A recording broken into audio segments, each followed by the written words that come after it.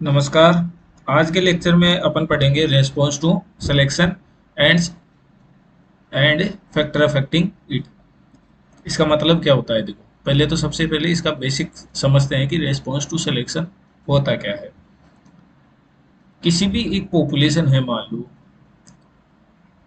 एक पॉपुलेशन में अपन सिलेक्शन कर रहे हैं। मान लो अपन को मिल्क प्रोडक्शन हाई करना है, तो उस मिल्क प्रोडक्शन को हाई करने के लिए अपन उसका क्या कर रहे हैं, उस बेस पॉपुलेशन से अपन कुछ चेंजेस कर रहे हैं जीन फ्रीक्वेंसी में, उसके में। जैसे ही जीन फ्रीक्वेंसी में कुछ चेंज करेंगे तो उससे क्या होगा, अपना मिल्क प्रोडक्शन क्या होगा, इम्प्रूव होगा। और ये कितना हुआ है, ये है उसका अपने सिलेक्शन में, अपने सिलेक्शन से कितना मिल्क प्रोडक्शन इम्प्रूव हुआ है, ये है अपना रेस्पॉन्स टू सिलेक्शन। मतलब अपने सिलेक्शन के अगेंस्ट कितना रेस्पॉन्स अपन को मिला है। जैसे मान लो ये कोई पॉपुलेशन का एवरेज मिल्क प्रोडक्शन 20 लीटर था, जिसको मैंने बढ़ा के क्या कर दिया, 22 लीटर कर दिया। तो ये जो 22 लीटर है, इसमें रेस्पॉन्स कितने का हुआ, रेस्पॉन्स कितने का हुआ, 2 लीटर का रेस्पॉन्स हुआ। तो ये अपने सिलेक्शन की वजह से जो रेस्पॉन्स हुआ वो था अपना रेस्पॉन्स टू सिलेक्शन। ठीक है। अब अब अपन बात करेंगे इसकी डिफरेंट जो टर्मिनोलॉजी है, जैसे सिलेक्शन डिफरेंशियल क्या होता है, रेस्पॉन्स टू सिलेक्शन एक्चुअली क्या होता है। तो इन सब के बारे में अपन क्या करेंगे, वन बाय वन डिस्कस करेंगे। तो अगला है सिलेक्शन एंड इट्स इफेक्ट। तो सिलेक्शन क्या होता है, देखो एक उदाहरण की सहायता से मैं आपको समझाता हूँ। मान लीजिए एक पॉपुलेशन है, यहाँ पे एक पॉपुलेशन है और इस पॉपुलेशन में ये 50 एनिमल अपने पास है। और इस पॉपुलेशन को मैं पी नोट से क्या कर दूंगा, डिनोट कर दूंगा। अब क्या करते हैं, मैं इसमें से कुछ एनिमल्स का क्या कर रहा हूँ, सिलेक्शन कर रहा हूँ।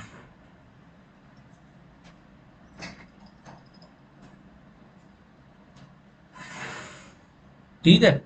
कुछ एनिमल्स का इसमें से मैं सिलेक्शन कर रहा हूँ। मान लो 50 में से मैंने 20 एनिमल्स का क्या कर लिया, सिलेक्शन कर लिया। ठीक है। तो ये है मेरे क्या है, सेलेक्टेड पेरेंट। ठीक है, ये मेरे सेलेक्टेड पेरेंट है। और बाकी के क्या है, इन सेलेक्टेड ये जो सेलेक्टेड पेरेंट्स है इनकी क्या है, प्रोजेनी है। ठीक है। तो मैंने 50 में से कितने एनिमल सेलेक्ट किए, 20 एनिमल। ठीक है। अब इस पॉपुलेशन का मैं एवरेज मिल्क यील्ड देखूंगा, तो मान लो इस पॉपुलेशन का एवरेज जो मिल्क यील्ड है वो है 2000 लीटर। ठीक है। अब इनमें से कुछ एनिमल ऐसे हैं जिन, ये जो 20 एनिमल है, उनको जो 20 एनिमल मैंने सेलेक्ट किए हैं, उनका जो एवरेज मिल्क प्रोडक्शन है वो है मेरा, मान लो 2200 लीटर। अब 2200 लीटर में से जब मैंने इनको आपस में क्रॉस करवाया तो जो इनकी प्रोजेनी आई, तो इनकी प्रोजेनी में मान लो कि कितना हो गया, 2100 लीटर। मतलब मैंने क्या कर दिया, बेस पॉपुलेशन से 100 लीटर का जो 100 लीटर जो मिल्क यील्ड है वो बढ़ा दी। तो ये क्या है मेरा रिस्पॉन्स टू सिलेक्शन। क्यों? क्योंकि मैंने क्या किया, यहाँ पे सिलेक्शन किया और सिलेक्शन से आपस में करके मैंने प्रोजेनी में कितना इंप्रूव कर दिया, 100 लीटर का मैंने बेनिफिट कर दिया। ठीक है। तो यहाँ पे सिलेक्शन डिफरेंशियल क्या हुआ, सिलेक्शन डिफरेंशियल हुआ कि ये यहाँ एवरेज मिल्क कितना था, 2000 लीटर, और यहाँ कितना था, 2200 लीटर। तो इन दोनों के बीच का जो डिफरेंट है, इन दोनों का बीच का जो डिफरेंस है उसको क्या बोलेंगे अपन, सिलेक्शन डिफरेंशियल, जिसको अपन नोट करते हैं एस से। तो अगर मैं एस से लिखना चाहूँ इसको, तो ये सिलेक्शन डिफरेंशियल अपने पॉपुलेशन सिलेक्शन की वजह से है। ठीक है। तो अगर मैं सिलेक्शन डिफरेंशियल लिखना चाहूँ तो कैसे लिखूंगा, कि अपनी जो बेस पॉपुलेशन है उसमें से क्या कर देंगे, P S minus P node. ठीक है। तो ये अपना क्या हो जाएगा, सिलेक्शन डिफरेंशियल है। और अगर बेस पॉपुलेशन से अपन को जो रिस्पॉन्स मिला है वो कितने का मिला है, 2100 लीटर, मतलब 100 लीटर का अपन को मुनाफा हुआ है। ये जो अपना को ये रिस्पॉन्स मिला है इसको क्या बोलेंगे अपन, इसको बोलेंगे अपन रेस्पॉन्स टू सिलेक्शन। ठीक है, समझ में आ गई बात, रेस्पॉन्स टू सिलेक्शन किसे बोलेंगे। ठीक है, तो यही है। देखो एक बार पढ़ते हैं। The selection without creating any new gene, मतलब अपन को जो जीन्स की जो फ्रीक्वेंसी है उसी को चेंज करना है, अपन को कोई नई जीन इंट्रोड्यूस नहीं करनी है। Change to genetic structure of the population by changing the frequency of gene and genotype, मतलब अपन को जीन और जीनोटाइप की फ्रीक्वेंसी चेंज करके उनको रीअरेंज करके क्या करना है, अपन को जो जो भी प्रोडक्शन है, अपन जो भी पर्पज के लिए कर रहे हैं उसको इंक्रीज करना है। The frequency of desire gene is increased in the population through the selection at the expense of the frequency of undesirable और लेस डिजायरेबल जीन। समझ गए, मतलब अपन फ्रीक्वेंसी जो डिजायरेबल जीन्स की है वो पॉपुलेशन से क्या करेंगे, डिजायरेबल जीन्स की तो बढ़ाएंगे, और जो अपन को जिनकी जरूरत नहीं है, अनडिजायरेबल जीन है, उनकी फ्रीक्वेंसी अपन क्या कर देंगे, लेस कर देंगे। ठीक है, this is genetic effect of selection, मतलब ये किसकी वजह से हो रहा है, सिलेक्शन की वजह से हो रहा है। ठीक है, तो what is response to selection, actually definition क्या है रेस्पॉन्स टू सिलेक्शन की, मैंने आपको समझा दिया है रेस्पॉन्स टू सिलेक्शन होता क्या है। अब आपको डेफिनेशन समझने में बहुत इजी हो जाएगा। The change in the performance of progeny, जैसे प्रोजेनी की परफॉर्मेंस अपने पास यहाँ कितनी आई थी, 2100 लीटर। ठीक है, progeny generation due to the artificial selection, मैंने आर्टिफिशियल सिलेक्शन 20 एनिमल यहाँ पे अलग से लिए थे, 20 एनिमल अलग से लिए थे जिनका कितना था, 2200 लीटर एवरेज मिल्क यील्ड था। उसकी अपन उस एग्जाम्पल को माइंड में रखते हुए समझेंगे। ठीक है, तो दोबारा देखिए, the change in the performance of progeny generation due to the artificial selection is known as the response to selection और जेनेटिक चेंज और genetic gain.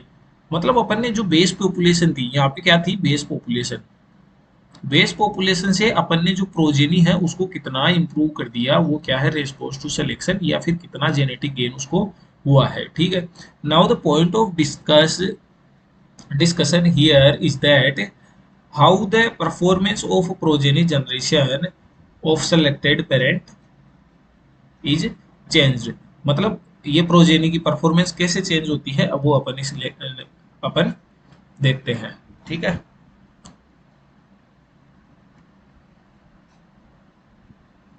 Selection differential and response to selection क्या होता है, ये मैंने आपको समझा दिया कि क्या सिलेक्शन डिफरेंशियल और उसका रेस्पॉन्स टू सिलेक्शन क्या होता है।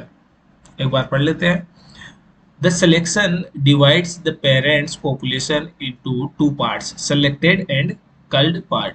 मैंने आपको देखो यहाँ पे बेस पॉपुलेशन दिखाई थी जिसको पी नोट से किया था, और मैंने सेलेक्टेड जो पॉपुलेशन थी उसको पी एस से किया था। ठीक है, और बाकी का मैंने क्या कर दिया था, कल कर दिया था। यहाँ पे अपने पास 50 एनिमल थे और मैंने सेलेक्टेड एनिमल कितने रखे थे, मैंने 20, बाकी 30 क्या कर दिए थे, कल कर दिए थे। तो इस बेस पॉपुलेशन को अपन दो भागों में डिवाइड कर सकते हैं, एक तो ये सेलेक्टेड हो गई, एक तो ये सेलेक्टेड हो गई, और दूसरी क्या हो गई, जो अपन ने कल कर दिए थे, कितने एनिमल कल किए, वो अपन ने 30 एनिमल। ठीक है, तो दो भागों में डिवाइड कर लिया।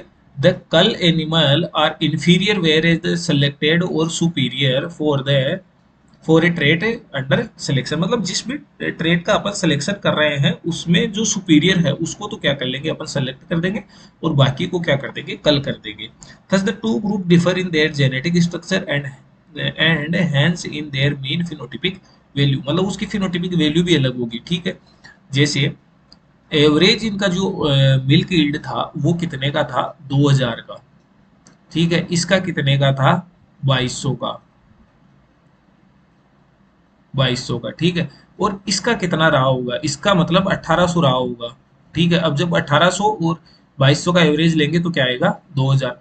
तो अब आप यहाँ देख लिए कौन सुपीरियर है, जो सेलेक्टेड एनिमल है वो तो क्या है, सुपीरियर है, और जो कल एनिमल है वो क्या है, इंफीरियर है, इस बेस पॉपुलेशन की से भी इंफीरियर है। ठीक है, तो superior of the selected parents over the population mean, समझ रहे हो, the superiority of the selected parent, superior है कि नहीं है, 2200 लीटर है, यहाँ कितना था, 2000, तो बेस पॉपुलेशन से सुपीरियर है नहीं।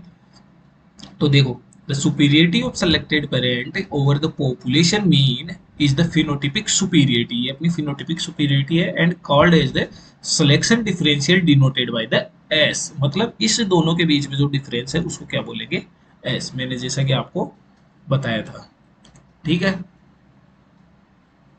इसका एग्जाम्पल, ये एग्जाम्पल के द्वारा आपको बताया गया है कि कितने एनिमल थे। मान लो 100 एनिमल थे और 100 एनिमल का जो मिल्क था वो जो मैंने आपको बता दिया 2500 केजी पर लैक्टेशन इसमें था। Main production of top animal जो 50 मैंने सेलेक्ट किए हैं उनका कितना था, 3000 था। तो जो 3000 में से 2500 गए तो उनका सिलेक्शन डिफरेंशियल कितना है, 500 उसका सिलेक्शन डिफरेंशियल हो जाएगा। और ये किससे नोटेट करते हैं, एस से नोटेट करते हैं। तो ये क्या हो जाएगा अपना, मैंने बताया था पहले भी, एस बराबर जो पी सेलेक्टेड है उसको पी बेस पॉपुलेशन से घटा देंगे तो ये अपना क्या आ जाएगा, सिलेक्शन है डिफरेंशियल आ जाएगा। ठीक है, इसका फॉर्मूला, ये फॉर्मूला है इसका। ये अपने पास क्या है, सेलेक्टेड पेरेंट्स है, ये सेलेक्टेड है और ये क्या है अपना बेस पॉपुलेशन है। ठीक है, यही लिख रखा है। तो now you can here easily understand. Okay,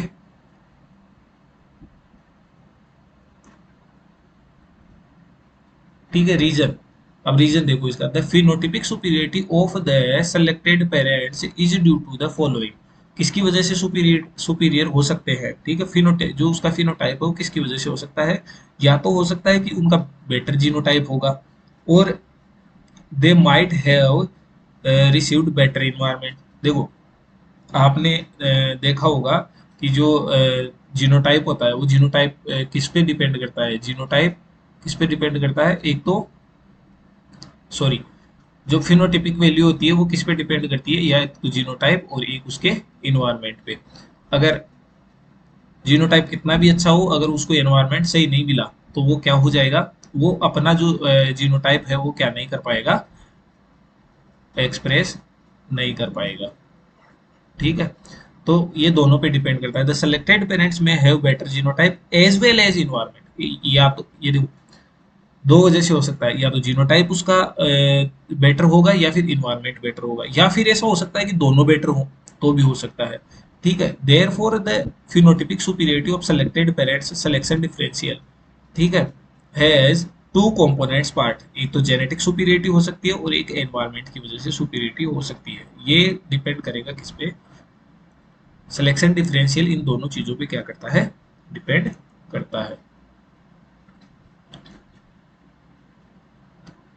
what is response to selection, अब रेस्पॉन्स टू सिलेक्शन क्या है, ठीक है, वो समझना सबसे इंपॉर्टेंट है कि रेस्पॉन्स टू सिलेक्शन क्या है। देखो मैंने पहले बताया था आपको कि मैंने यहाँ पे एक बेस पॉपुलेशन ली थी पी नोड, है ना, उसमें से क्या हो गया, पी एस मैंने सेलेक्ट कर लिया था और जो प्रोजेनी में गया था इस बेस पॉपुलेशन के उसको अपन बोलेंगे, जो ये प्रोजेनी थी, यहाँ पे क्या थी, इनकी प्रोजेनी थी। ठीक है, यहाँ इनका जो मिल्क यील्ड था एवरेज वो मैंने लिया था 2000 लीटर, और यहाँ जो मैं इनका मिल्क यील्ड था वो लिया था मैंने, सॉरी, 2200 लीटर। और यहाँ जो प्रोजेनी आई थी, इनकी जो प्रोजेनी आई थी उस प्रोजेनी में कितना था, 2100 लीटर। अब ये जो ये बोल रहा है इसका मतलब ये है कि जो 100 लीटर बीच में गायब हुआ वो किसकी वजह से हुआ, वो अपन देखते हैं। एक्चुअली ये एक बड़ा टॉपिक अलग से हो जाएगा, ये अपन रिग्रेशन की वजह से देखते हैं। इसमें क्या होता है, ये हेरिटेबल होता है, मतलब कितना हेरिटेबल हुआ है ये। ठीक है, मतलब एक्स्ट्रा कितना था, 200, 200 में से कितना हेरिटेबल हुआ, 100, मतलब कितना हेरिटेबल हुआ, 50% हेरिटेबल हुआ। तो उसकी हेरिटेबिलिटी उस ट्रेट की किस हिसाब से है वो ट्रेट पे भी डिपेंड करता है। ठीक है, तो हमेशा एक बात ध्यान रखना आप कि जब भी कोई भी अपन सिलेक्शन करते हैं वो सिलेक्शन हमेशा किसका करते हैं, किसका बेटर होगा करना, जो हाई हेरिटेबल होगा। अगर जिसकी हेरिटेबिलिटी हाई होगी उसका रेस्पॉन्स टू सिलेक्शन भी क्या होगा, हाई होगा। ठीक है, रेस्पॉन्स टू सिलेक्शन हाई कैसे होगा, मान लो यही हेरिटेबिलिटी मान लो इसकी 50% थी, इसकी जगह 75% होती तो यहाँ पे कितना जाता, यहाँ पे जाता 150। ठीक है, यहाँ पे कितना जाता, 150 लीटर जाता, मतलब उसकी प्रोजेनी का रेस्पॉन्स टू सिलेक्शन 2150 लीटर होता। तो जितना ट्रेट अपना हाई हेरिटेबल होगा उतना ही क्या होगा, उसका रेस्पॉन्स टू सिलेक्शन अच्छा होगा। ठीक है, तो ये जो ये देखो यहाँ पे भी यही लिखा है, the whole amount of selection differential is not transmitted to the progeny, पूरा का पूरा प्रोजेनी में ट्रांसमिट नहीं होता है, जबकि इसका एक पोर्शन जो किस पे डिपेंड करता है, हेरिटेबिलिटी के इक्वल होता है, is transmitted is called as the predict response to selection, मतलब ये उसका प्रिडिक्शन है। In other word, the prediction response to selection R is equal to expected inherited part of selection differential, मतलब selection differential ये देखो ये क्या है, पूरा का पूरा एस है, तो इस सिलेक्शन डिफरेंशियल का क्या है, इनहेरिटेड पार्ट है। मान लो ये 50% था, तो इनहेरिटेशन कितना है 0.5, सिलेक्शन डिफरेंशियल कितना था 200 का, तो रेस्पॉन्स टू सिलेक्शन कितना हो गया 100 गया कि नहीं। यही मैंने बताया था कि 2200 से 2100 हुआ, तो कितना बड़ा सिलेक्शन 100 लीटर का है सिलेक्शन रेस्पॉन्स, तो ये क्या था, हेरिटेबिलिटी पे भी क्या करता है, ट्रेट डिपेंड करते हैं उसके सिलेक्शन। ठीक है, अब देखो, अब है importance of heritability. Heritability is thus important concept in response to selection, ये मैंने आपको बता दिया। हेरिटेबिलिटी जितनी ज़्यादा हाई होगी, उसका रेस्पॉन्स टू सिलेक्शन उतना ही ज़्यादा क्या होगा, हाई होगा, सीधी सी बात है। ठीक है,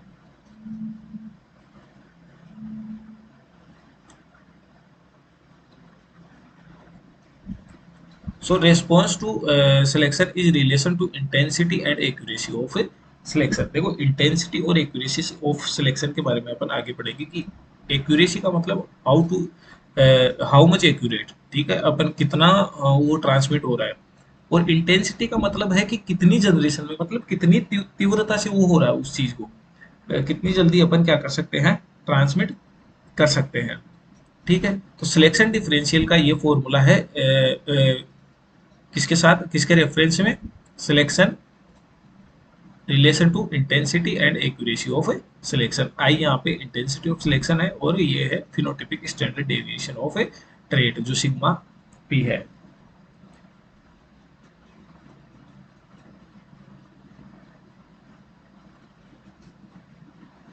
ठीक है, अब इंटेंसिटी ऑफ सिलेक्शन का फॉर्मूला देख लेते हैं अपन। This is this intensity is called as a standard selection differential, which is the number of sigma p by which the mean of selected group is above the population mean before selection। आई को इस तरह अपन आई की जगह क्या कर लेंगे, ये क्या है अपना सिलेक्शन डिफरेंशियल, और ये क्या है सिग्मा पी, ये बराबर आई हो जाएगा। मैंने पिछली स्लाइड में आपको बताया आई बराबर क्या हो, सॉरी, एस बराबर क्या होता है, आई सिग्मा पी, तो आई मैंने इधर ले लिया, तो S divided by sigma P. Selection differential को अपन क्या लिखते हैं, पी एस माइनस, क्या किससे लिखते हैं, पी से, ठीक है, डिवाइडेड बाई सिग्मा पी, ये क्या है उसका स्टैंडर्ड डेविएशन है।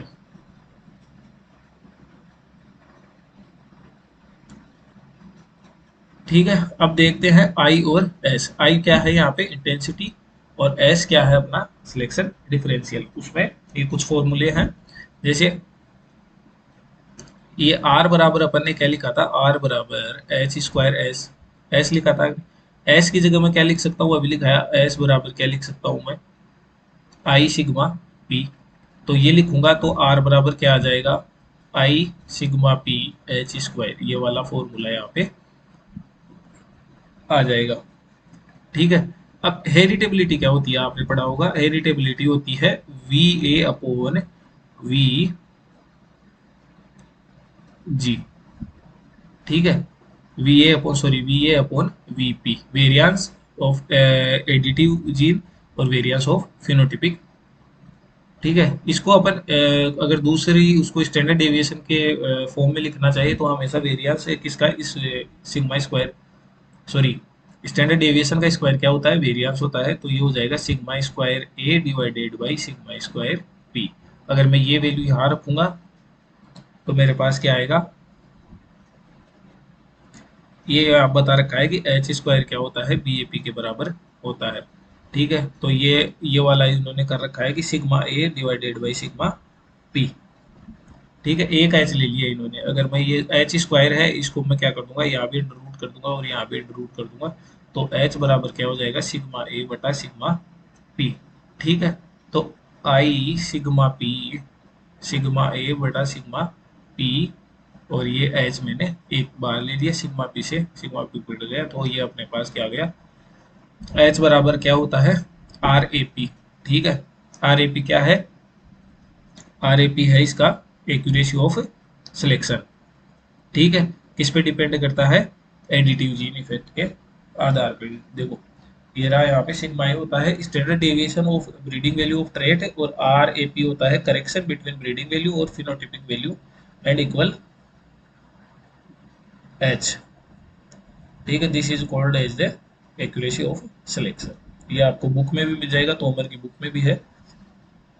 तो कंसेप्ट ऑफ आई, अपने इंटेंसिटी का, the intensity of selection denoted by the I is the main deviation of the selected animal in units of the trait, like it is the number of sigma p, the trait by which the mean of the selected group is above the population mean before the selection। I is expressed, यही है जो मैंने आपको पीछे बताया था। ठीक है, यह है accuracy of selection. Accuracy of selection क्या होता है, द एडिटिव जीन इफेक्ट, जिसको इससे नोट करेंगे ऐसे। ठीक है, between two individuals is taken to the extent to which they have breeding value और the gene in common.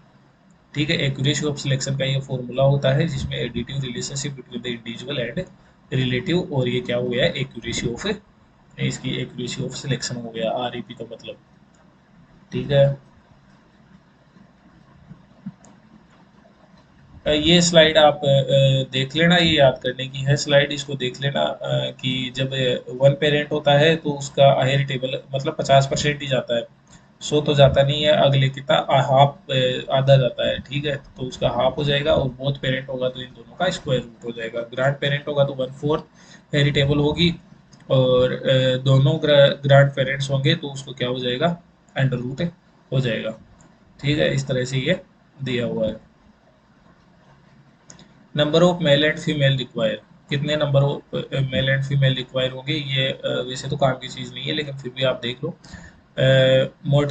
With standard rate of mortality, reproductive efficiency and perfect managemental condition, the percentage of male and female required to maintain herd size are 4 to 5 and 50 to 60 dairy animals. मतलब ये large के लिए है, 4 से 5 अपन को mail रखने हैं, 50 से 60 अपन को फीमेल्स रखने हैं। 2 से 4 और 4 से, ये शिप के लिए है, कितना रखना है मैनेजमेंट के लिए अपन को, और स्वाइन में 1 से 2 स्वाइन, मेल स्वाइन रखने हैं, और फीमेल 10 से 15 रखने हैं। ठीक है, डिटर्मिनेंट्स ऑफ आई और एस, ये अब डिटर्मिनेंट्स, ये जो पीछे फॉर्मूले देखोगे उसमें डिटर्मिनेंट्स दिख जाएंगे। जैसे आई का क्या था, एस बराबर आई सिग्मा पी, ये था। ठीक है, तो ये किस पे डिपेंड करता है, आई एस पे भी, सिलेक्शन डिफरेंशियल पे भी करता है, और सिग्मा पी से भी करता है। और ये proportion of population selected P पे हो गया, फिनोटिपिक स्टैंडर्ड डेविएशन ये सिग्मा पी पे हो गया, sex of the animal under selection.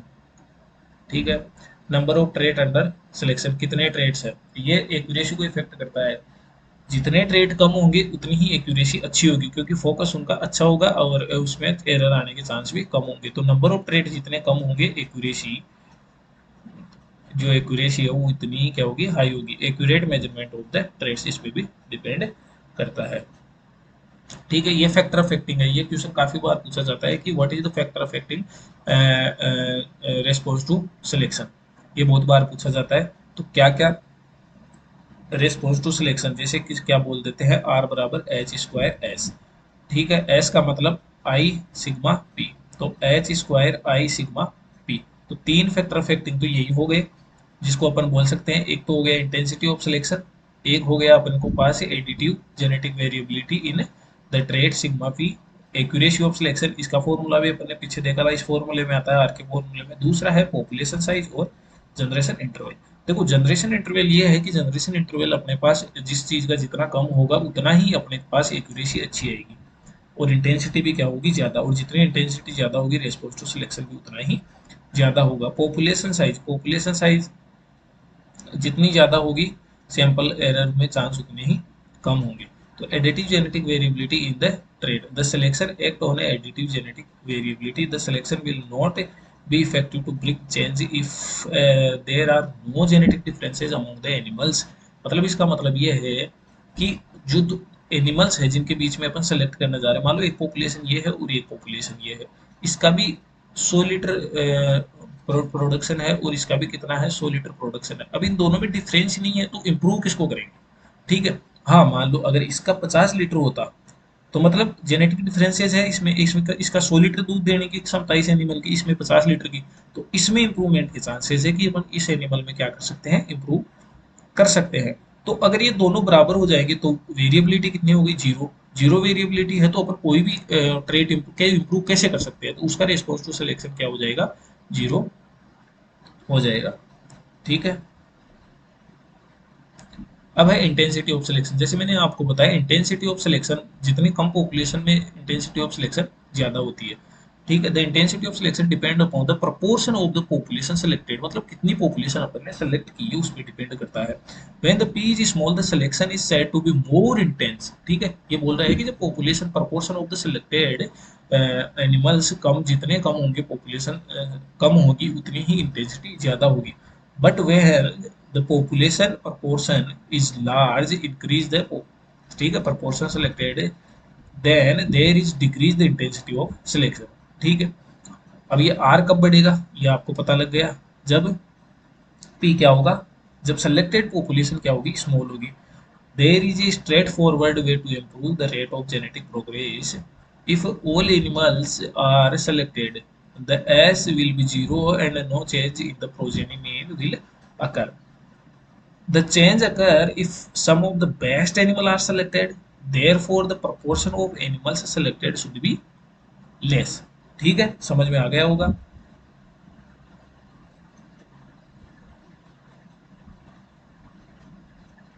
ठीक है। अब देखते हैं आगे एक्यूरेसी ऑफ सिलेक्शन। एक्यूरेसी ये फैक्टर अफेक्टिंग है, कैसे एक्यूरेसी ऑफ सिलेक्शन एक फैक्टर अफेक्टिंग है रेस्पॉन्स टू सिलेक्शन के लिए।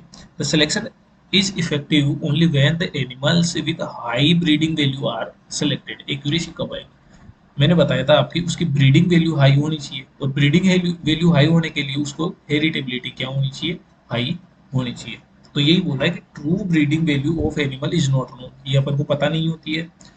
This require one or more source of information to know the estimate of breeding value of animals. मतलब अपन या तो उसके एंसेस्टर से पता करते हैं कि इसकी ब्रीडिंग वैल्यू क्या है, या फिर उसके रिलेटिव से पता करते हैं कि उसकी ब्रीडिंग वैल्यू क्या है। एक अपन को उसकी खुद की ब्रीडिंग वैल्यू ज्ञात करने का कोई रिसोर्स नहीं होता है, या फिर उसकी खुद की अगर ब्रीडिंग वैल्यू ज्ञात करनी है तो उसका एक ही रिसोर्स है कि अपन उसकी खुद की प्रोजेनी, जो प्रोजेनी आएगी उस प्रोजेनी के बेस पे उसका सेल्फ इवेल्युएशन करे कि इसकी ब्रीडिंग वैल्यू कितनी है।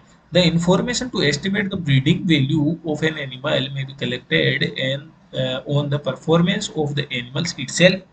मतलब इटसेल्फ का मतलब या तो इसकी प्रोजेनी से कर सकते हैं, ठीक है, और of its any close relative, मतलब या तो उसके क्लोजली रिलेटिव जो एंसेस्टर है, मतलब पेरेंट्स है, ग्रैंड पेरेंट्स है, उनसे कर सकते हैं, या फिर कजन्स है, जो भी अंकल वगैरह हैं, उनसे अपन प्राप्त कर सकते हैं। If heritability estimate is higher then accuracy will also higher. ये मैंने आपको पहले भी बता दिया था। हेरिटेबिलिटी जिसकी हाई होगी उसकी एक्यूरेसी हाई होगी, और एक्यूरेसी जिसकी हाई होगी उसका रेस्पॉन्स टू सिलेक्शन भी क्या होगा, हाई होगा। ठीक है।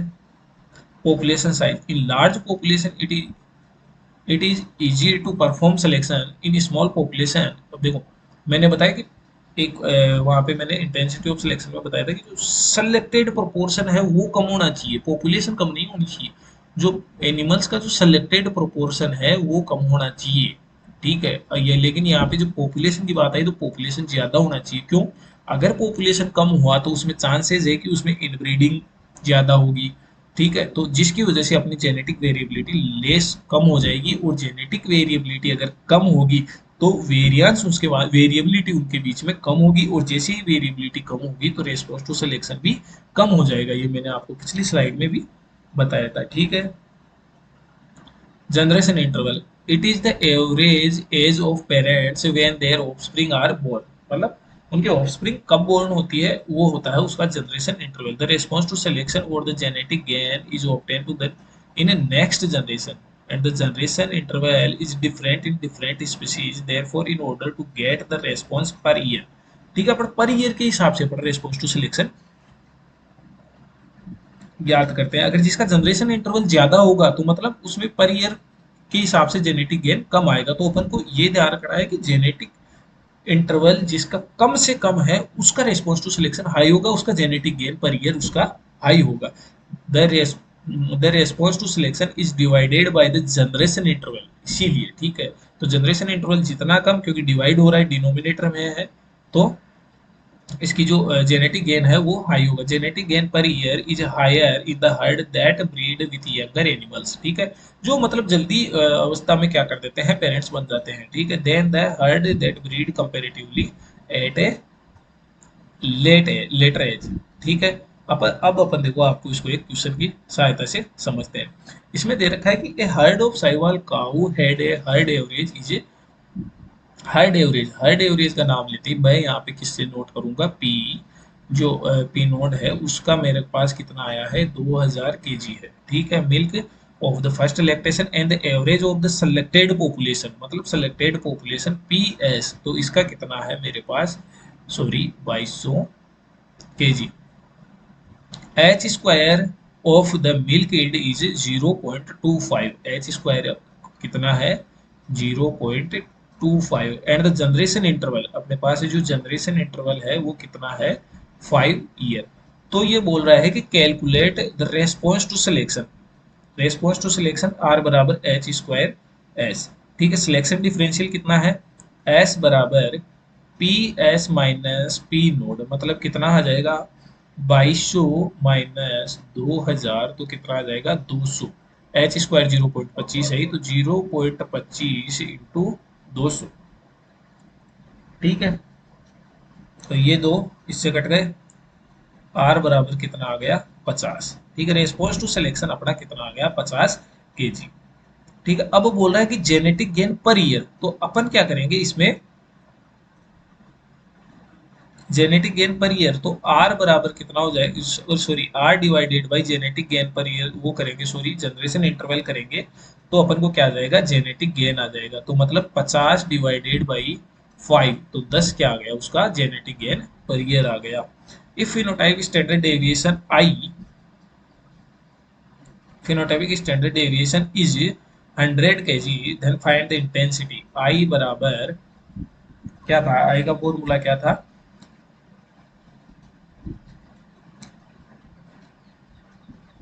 S सिग्मा P, ठीक है।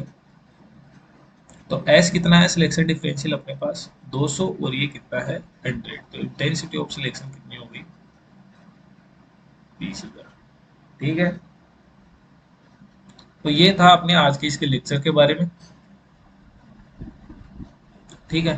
तो कल फिर देखते हैं, R बराबर एच स्क्वायर एस था, S बराबर एस बराबर आई सिग्मा पी, तो आई बराबर एस सिग्मा पी, सॉरी यहाँ पे क्या आ जाएगा, आई बराबर S divided by sigma P. तो सिलेक्शन डिफरेंशियल अपने पास 200 का है, ये 100 केजी है, तो अपने पास 2 केजी इंटेंसिटी ऑफ सिलेक्शन आ जाएगी।